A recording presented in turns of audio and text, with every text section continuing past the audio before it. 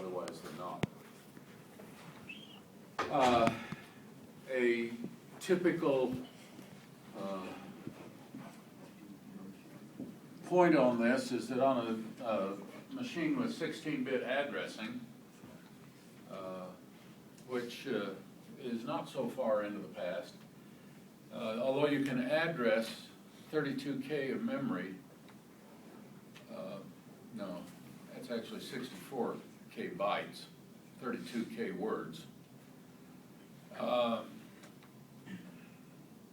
You don't have all of that available to you, because some of it is used for I/O devices, some of it is occupied by the operating system, and so your actual available memory is somewhat less. Okay, putting that aside, we do have this big gap of memory in the middle that is available to the user.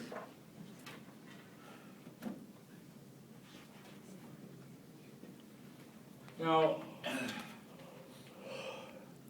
this emulator that we work with here is a little bit unusual in that it allows you to specify where you're going to put your program.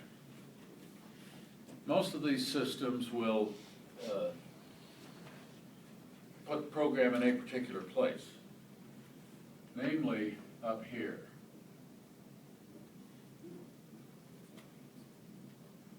Now, there's a reason for that, and we're going to play a little bit with this thing this morning. The idea is the stack.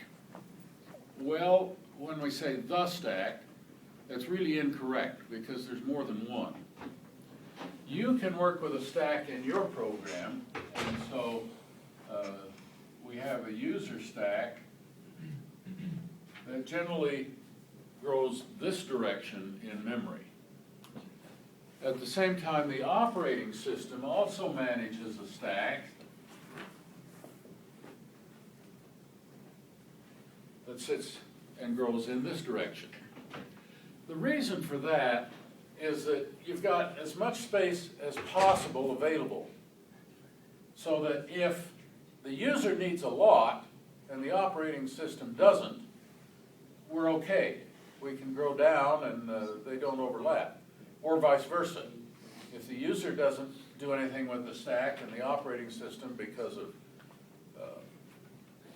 recursive subroutine calls or something uses a lot, you've got a lot available. If you do an alternative layout, where you've got the, we'll just abbreviate these things like this, where now if we put the user program in the middle and let the user stack go this way and the operating system stack go this way, you see, they're both limited as to how much space is available. Even if the user isn't using any of it, the operating system only has this much stack space. It's just better to organize the thing in this way. So that's why typically systems that you encounter will do this sort of thing. We put the user program way up high in the memory as far as we can and let the stack grow down, and the operating system stack would then grow up into the same area. In the LC3, where does the user program memory location start? Wherever you tell it to. I mean, where's the bottom? I guess where's the bottom? Oh, you're saying what's the upper limit here? No, the lower limit. Yeah, right there. Where's the? Well, if you're going to work from there, so you're going to have to know in advance how much space your program is going to occupy, because this is where your origin address ends up. Right. Okay? So in other words, this LC3 isn't really set up to do this like that. It's almost set up in this manner. Although even that, like you say. So is the OS stack also referred to as the heap? Is that Referred to as what? heap? H-E-A-P? Oh, yeah, more or less. Yeah. A heap is managed a little bit differently than a stack, but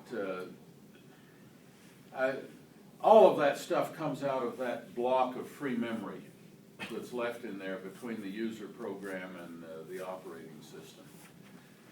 And how it's allocated depends on the term that's used in talking about it. We're going to talk about stacks, and that's all. We're not going to talk about the heap, so we won't fuss with that particularly. Okay, so in reality, working with the LC3 and the way it is, it's kind of it's a simple system. It's intended that way. It's intended not to be complex because, as you can tell, this stuff is complex enough. I'll guarantee you, if we were working on the Intel chip, you wouldn't be anywhere near handling I/O. Nowhere near. It would be second semester assembly language to get into that. Okay, so let's talk a little bit about a stack and see how we might actually work with a stack. The concept of the stack, of course, is this, that, well, they give you a lot of models of the thing. The classical model is the thing like they have in a cafeteria or something where you have plates sitting on this thing. We push some data onto this stack, and so we end up with this. We've got our data, and then we've got this thing and our spring holding it up and so on. We do another push. Let's see, let's label this as data 1. Then we get data 2, data 1, and so on. This is always referred to as the top of the stack. This thing that's up there. The opposite operation is called a pop. So if we do a pop, we end up now with data 1 being taken off, and or data 2 is taken off, and data 1 remains now on the top of the stack. It's also referred to as last in, first out.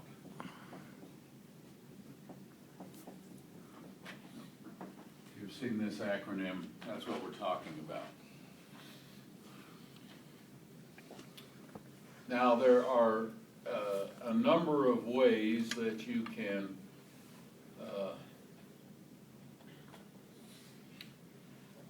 manage a stack.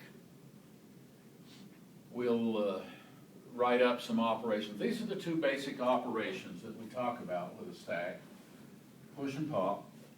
Push means to put something onto the stack. Pop is to remove the last item put on.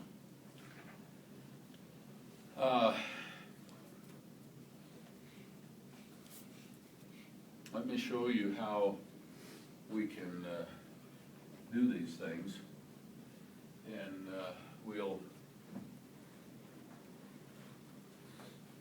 work with the LC3 system here.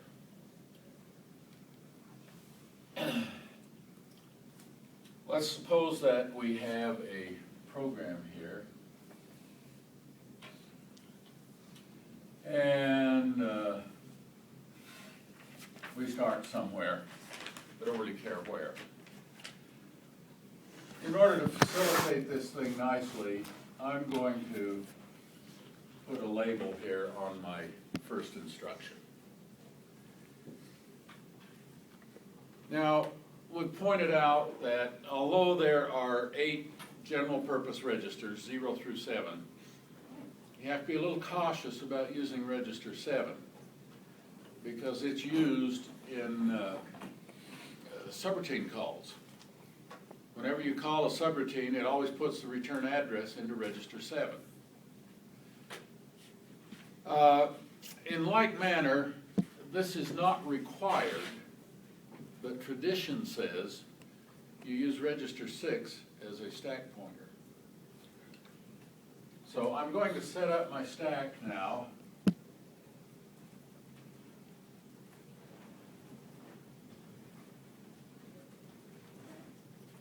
I'm going to put the address of the first instruction. It's actually going to be the same as this number, but you can't put that into register 6 directly. And if I hard code a number to go into register 6, then I can't move the program in memory if I need to, because I add stuff onto it or whatever. Okay, this way I now have my register 6 set up, except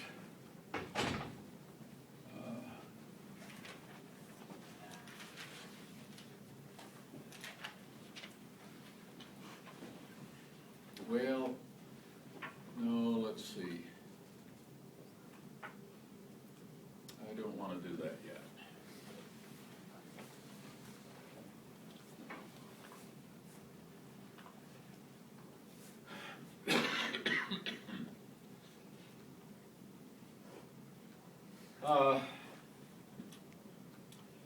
Let's see.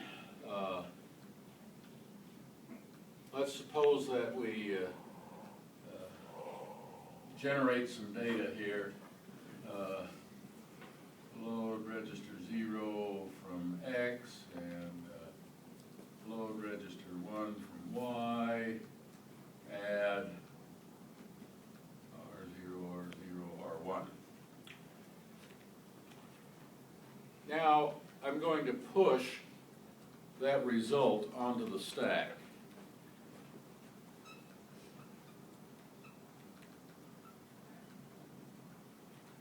I do that by calling a subroutine that I will call push.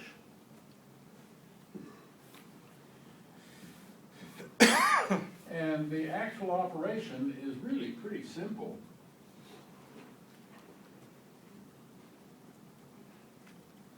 Here's what you do. I don't want to put this value right here. Register 6, you see, is looking at this thing. I want to put it the next lower location in memory. So I add -1, and then I do a store relative. I'm going to store register 0. This is one of the prices you pay for working with a relatively simple system. This is, at this point, the only real way I have of passing arguments to a subroutine. We'll show you another alternative here in a few minutes, but What's the argument again? R0? R0, Okay. that's where I'm going to store. Where am I going to store it? Well, its address is in register 6, offset 0. Remember how that store relative works? It uses the contents of this register as an address and adds this offset onto it. I have a question. So, you see, here's what I've got. I look at this portion of memory here. Let's just say, for example, that the thing is stored at 3,000. What's in there is the load effective address instruction. Register 6 start. And then up here at 3001 is the load R0X, and so on. So now what I've done, it begins, because of this thing, register 6 has the address of this location in it.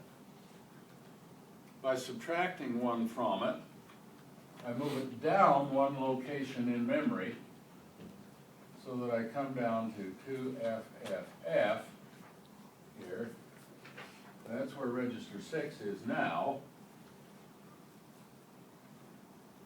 And then I store something into that location. What is it? Well, it's the sum of x plus y.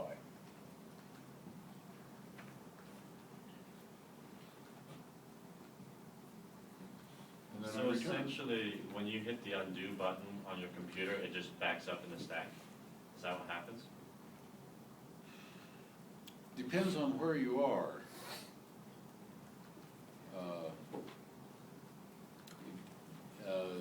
I don't know that you can say that undo always backs up in the stack. Right. Depends on what operation you're undoing. Yeah. Where's the Y coming from? Well, it's down here somewhere. I've got more code here, and then here's X and Y. They're way up here at the end of my program somewhere.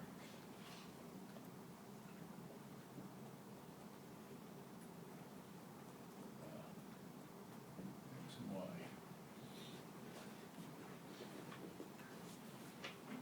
And this gives me a place, you see, to store some data that I didn't have to allocate memory for down here. Because I may not know just how much I have. So, how much I'm gonna need to work with. Now,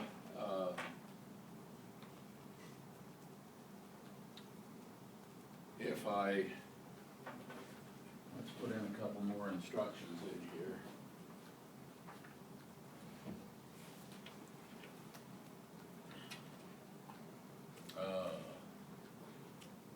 This gives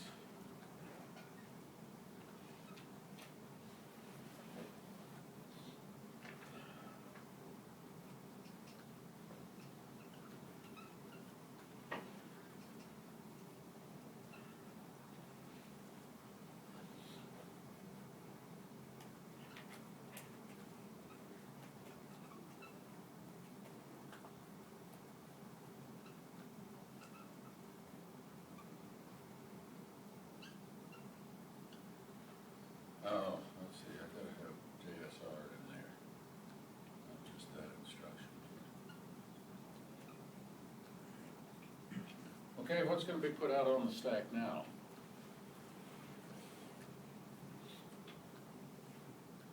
One of the things that makes this work, by the way, is that when you do a subroutine call, those registers are unchanged.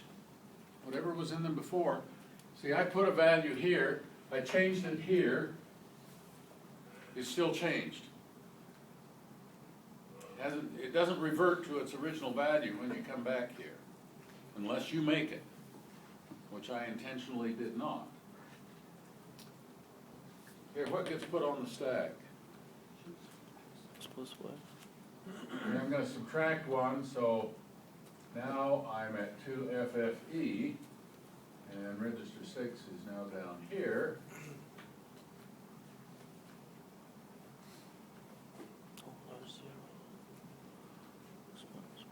Now I've got X minus Y. Yeah, Well, wasn't register 0 already the sum? it was, So if you're gonna subtract y, wouldn't it just be x? right. That you're now storing on 2FFE. And then I subtracted it again. They've got two add instructions there. Okay, I missed that. Yeah. Kind of a phony trick of getting the difference of the two numbers, maybe.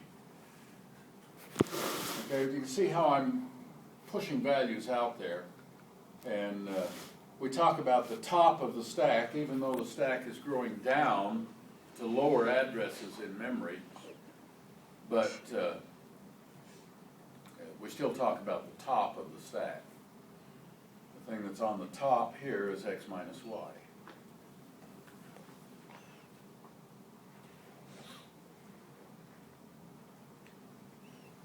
So the two FFF and the FFE are in the OS part of this stack? No, they should be in that gap between the operating system and my program. I guess, you know, as I sketched out the way most systems work, with your program up and the operating system down and the stacks growing this way, think in those terms here. So that stack space isn't user stack and system stack, it's just all one block of space.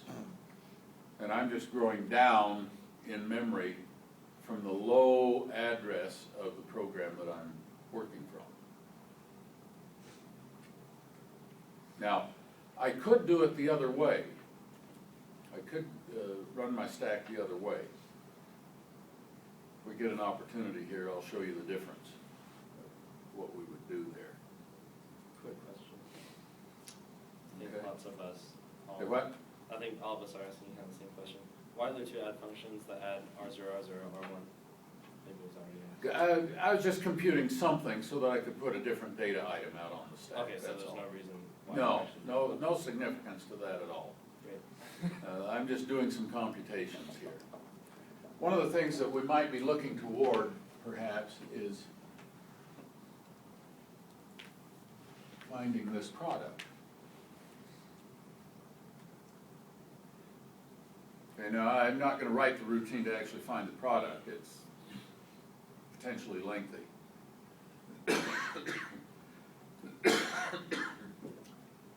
But I could do this.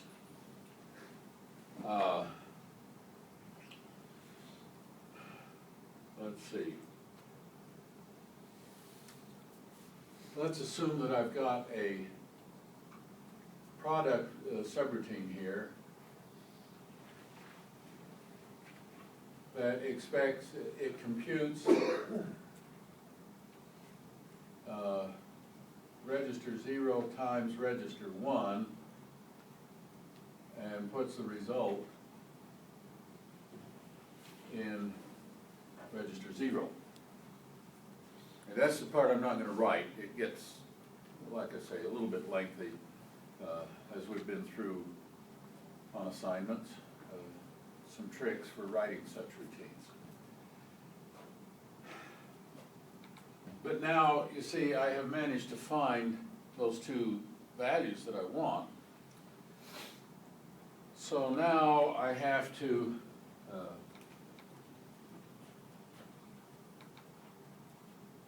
get the two factors where I want them.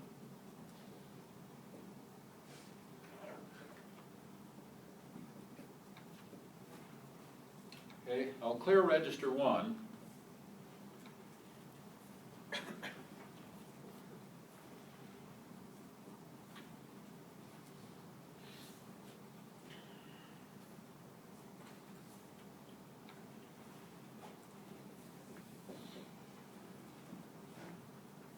Now, pulling something off the stack is relatively easy. Register 6 is pointing at, and we keep emphasizing that word because this is where you really need to understand pointers. Register 6 is pointing at the top of the stack. So I can just pull that thing in using that address. So I just say load relative R0, R6, 0 offset.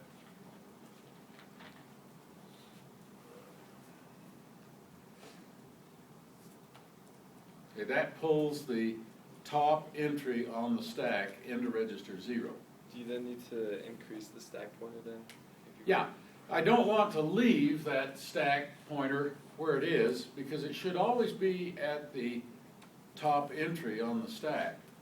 So now I have to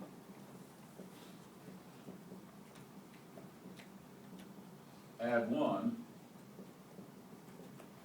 and return.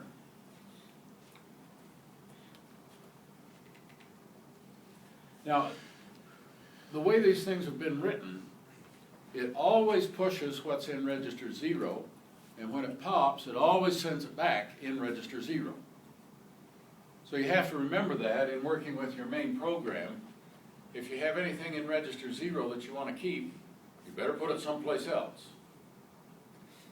That's why I cleared register 1, because now, as I have popped that first value in there, I'm going to put it into,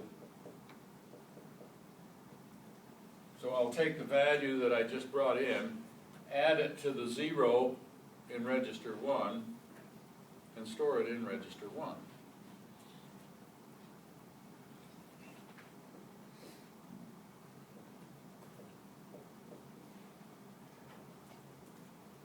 Now I can go to my pop routine, and it will return x plus y into register 0.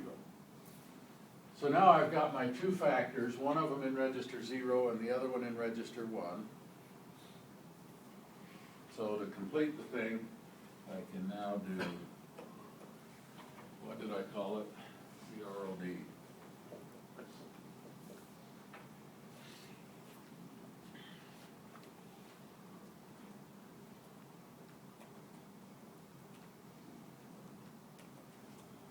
Okay, and that will take the values stored in X and Y, which are memory locations down here somewhere at the end of my program. It computes the sum, pushes it on the stack, computes the difference, pushes that on the stack, brings them back in reverse order, as it turns out, puts one of them in register 1 and the other one into register 0, and then goes off to find the product. Is that the logical way to do that problem? Probably not. You wouldn't really need the stack to do that. You could just compute those two values in the register. But what I'm trying to get to here is how you use the stack.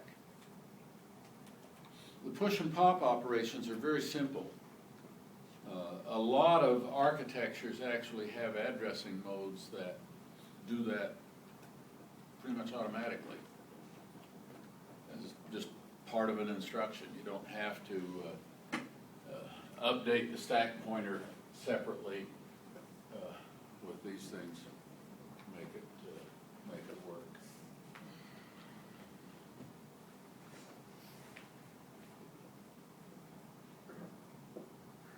Okay, any questions about push and pop? Yeah.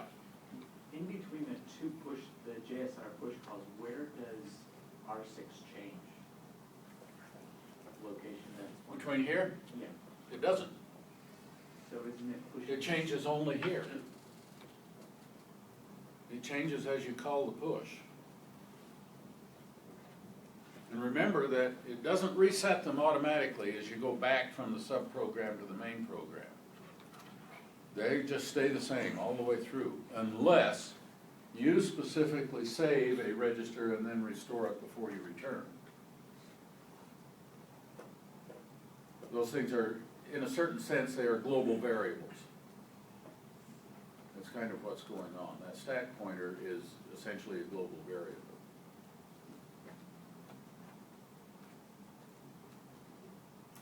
So the push is saving something to the stack, the pop is taking it from it, Right.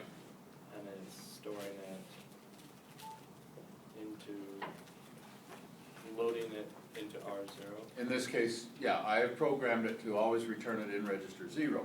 And you add it. Now, again, you can program this stack in other ways. You could set it up so that it always returns the things in register 5. It's just that anybody using those routines would have to know which register it's using.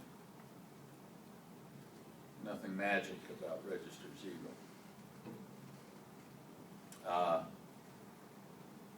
Well, having said that, I'm going to back up on it. That's not strictly true, because some computer systems are set up so that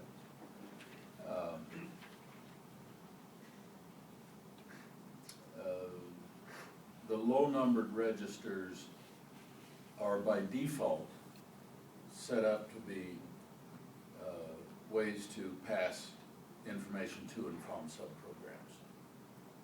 And they are specifically set up to do that. And so then you're kind of restricted the way they have them. It gets rather complicated in that some systems will actually have, for example, 32 registers. But in any portion of the program, you can only access 8 registers. But in different parts of the program, the 8 registers that you reference are different, except for register 0 and 1, which will be common to everybody. The other 6 will be different in different parts of the program. That saves you from having to save and restore registers as you work through things. But, okay. What if I choose to do the thing to let my stack grow the other way? Instead of the stack growing down from the beginning of my program, suppose I want it to grow up from the end of my program, which we can do on the LC3 because you can position that program anywhere you want. It looks very similar.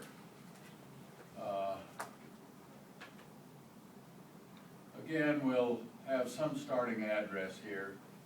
I'll put a label here.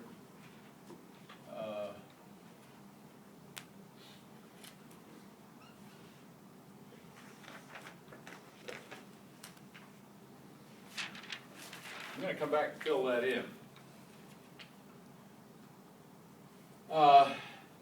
Then we can go through all of our stuff down here, and we've got a push, and someplace else we've got another push, and pop, and another push.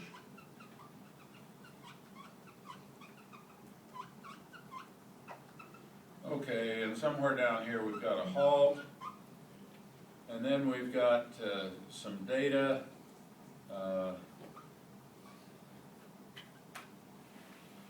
We'll allocate a whole bunch of data, and Y is a specific value,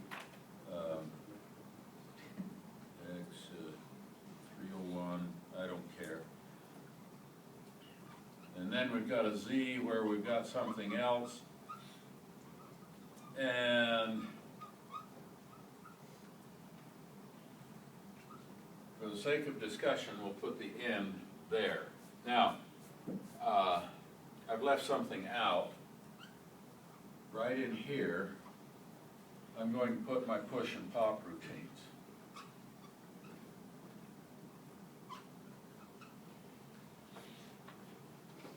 After the halt. After the halt, between the halt and the data. You can put it after the data if you want, you can put it before. Well, on the LC3 there are problems with putting those things before the beginning of your main program. Because a thing called transfer address. The system doesn't like that. So we do it this way.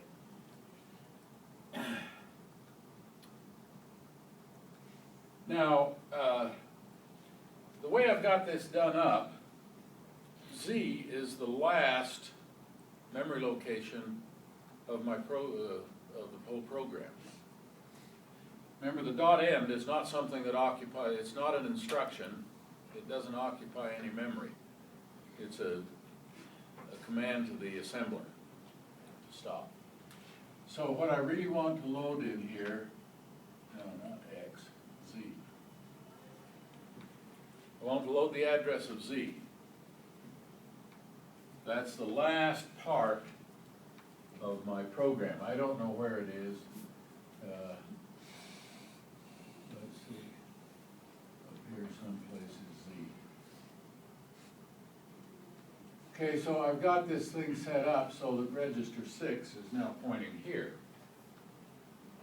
rather than down here.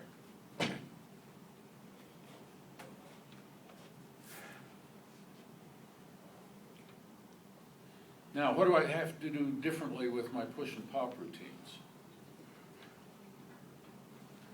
You have to reverse it. Well, you see, I want to go from here Plus. up to the next one, so I Plus. add a +1. Okay? So I add 1, kicks that up to here,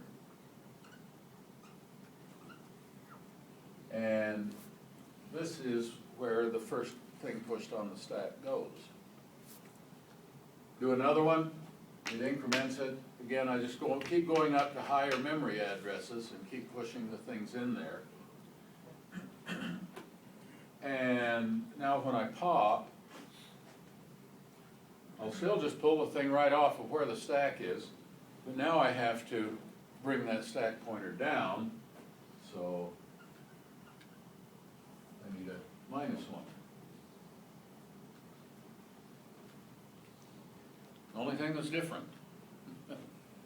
Absolutely, the only thing that's different. I thought we couldn't access memory as part of our program after the dot end. Isn't that what you told me? No, you can't have any instructions after the dot end, because what that dot end does is it tells the assembler, stop here. Don't compile any more stuff. Okay, but the memory is still there. That's the idea. I can't write any code after that. But by the time your program is loaded in memory, that dot end doesn't exist anymore. And it's gone. It's just something that the assembler looks at and says, okay, I can quit.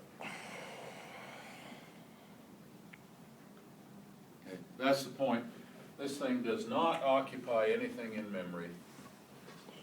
This is the last thing that's actually seen in memory.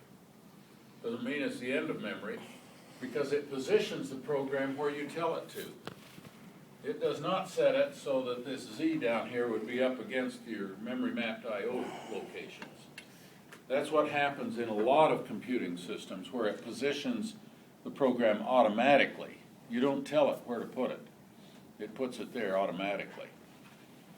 So when you call those variables, doesn't it automatically put them after your program? If you have them called out after? It doesn't put them automatically anywhere. It puts them exactly where you say to put them. You can, if you want, put your X, Y, and Z right in here, as long as you branch around them so that they're not attempted to be executed as instructions. But what I mean is, the way you have that written, isn't it gonna put the stack after your program? The way I have it written now, yes. And then if you're going up, you're gonna go into your program, right?